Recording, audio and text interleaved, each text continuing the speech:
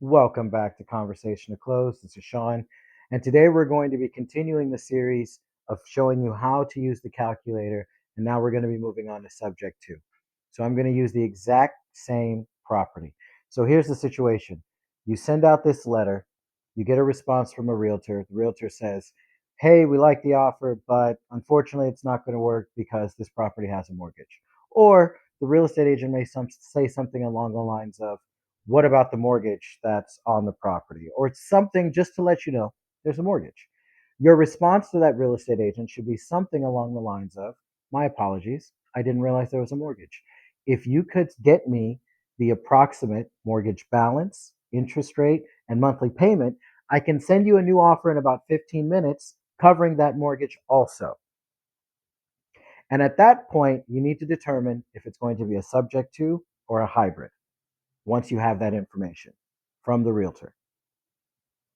Now, there is a video on how to determine if it's a subject to or a hybrid. I'll put it somewhere on the screen here in a minute.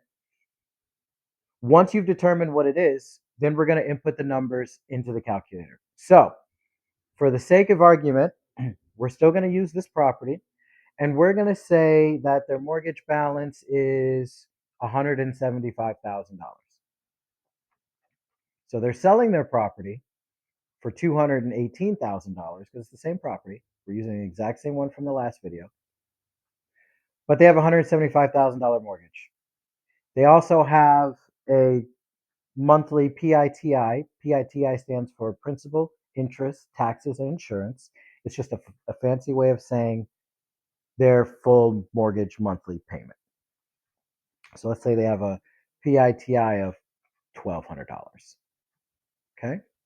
They have an interest rate of 3.5%. And again, I'm just making these numbers up. Now, our rule for creative deals is no more than 10% down payment of the purchase price. Now, for a subject to, the purchase price ends up being whatever the mortgage balance is. So in this case, the max that I can give them is about $17,500. Now, I'll show you how that it could be more beneficial. I don't know just yet. We're going to run the numbers. We'll do the same rent as this deal here. Now, we're going to click on subject to or sub two. You'll notice you don't have to put in the taxes and the insurance. It's already built into the monthly payment, but we do need to put in that HOA, which I do believe is $324. And then we need to change the PITI to, what did I change it to? 1200, I believe so. Now, here's what this deal looks like for the investor. It's a $202,500 purchase price. And that is again because of our assignment fee of $10,000 plus the down payment. The total entry fee, $27,500. That's $17,500 that's going to go to the seller. That's for them to take their money, walk away. And then $10,000 for the assignment fee for you. And then we've got $3,500 estimated closing costs. This is all paid by the buyer. So if the buyer wants to buy this $202,000 property, they need to come to the closing table with $31,000. That'll be an entry fee of 15.31%. Remember what I said in the last video. We want to keep the entry fee percentage as low as possible. The lower, the better. If you can get it under 10%, that's gold. Doesn't always work that way. The only way you can manipulate it in this situation is by giving a lower down payment, and we'll show those numbers here in a minute. But as long as you're ideally under or at 15%, you should be good. Don't ever go above 20%. And your cash on cash return, we like to keep it at a minimum of 10%, 9.99. Yeah, we'll take that. That's fine.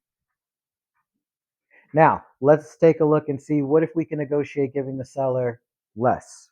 Let's just bring it down to $15,000. Everything else stays exactly the same. We go back to subject to. Now look at our entry fee percentage, just off of $2,500. Now we're underneath 15%. That's much better. What if we can talk the seller into just taking $10,000 and walking away? Well, now we're at 12%. That's phenomenal. And then look at our cash on cash return also has gone up. So that's how you manipulate and figure out how to work the numbers on a subject to deal. Hopefully that answers your questions. If you have any other questions, leave them in the comments below. Like, comment, subscribe, and I'll talk to you later. Have a good rest of your day.